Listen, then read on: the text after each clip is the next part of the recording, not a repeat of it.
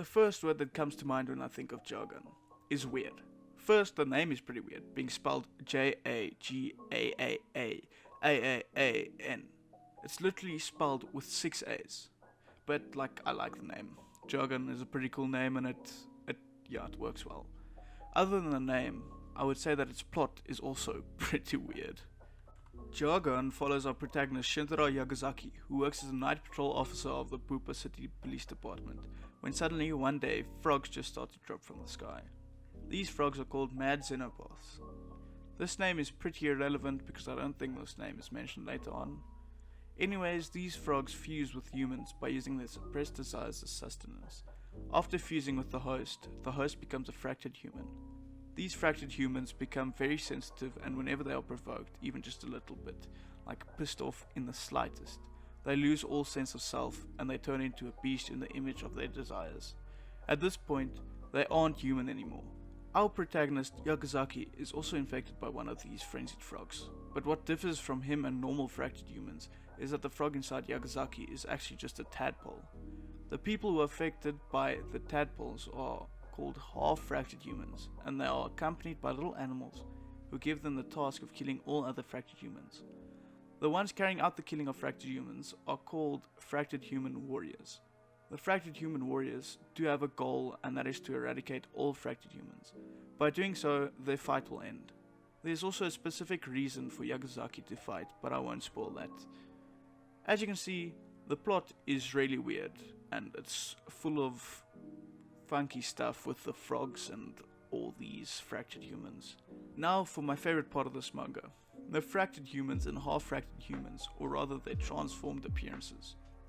I am only going to show some of the panels from earlier chapters so that I don't spoil the later chapters. The same will go for the fights. Just putting it simply, they look amazing. Yagasaki's ability, Jagaaaaaan, is especially cool. It allows him to shoot alien-like bullets out of his fingertips. Of course they are organic, but that's not important. What is important is that it looks fantastic. Actually, now that I think about it, not one character in this manga has a boring ability or an ugly looking ability.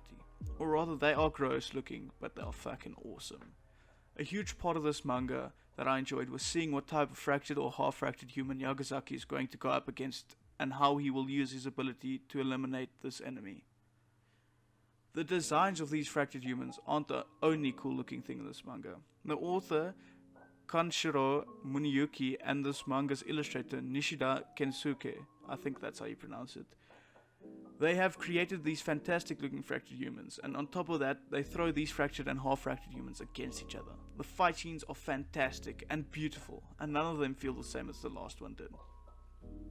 I forgot to mention that he sort of evolves throughout the story and gets cooler and cooler transformations as the story goes on, which is a pretty big plot point.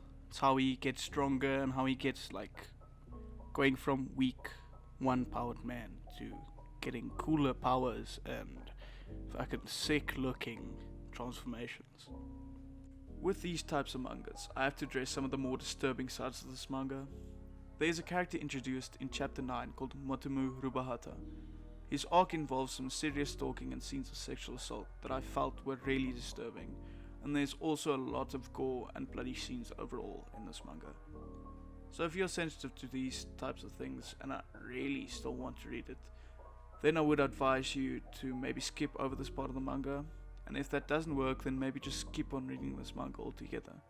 But if you are going to read this manga, then you should give it at least around 7 chapters before dropping it, but I'm sure you'll get hooked before then. One of my favorite arcs happens in the first 7 chapters, so really just try it.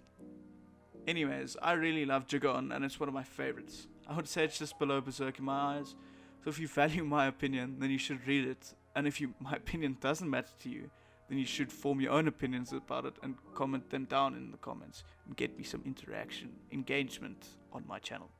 And with that, I think I've about covered everything. So if you have enjoyed my little review, then please consider subscribing so that you can catch some of my other short reviews when I create them.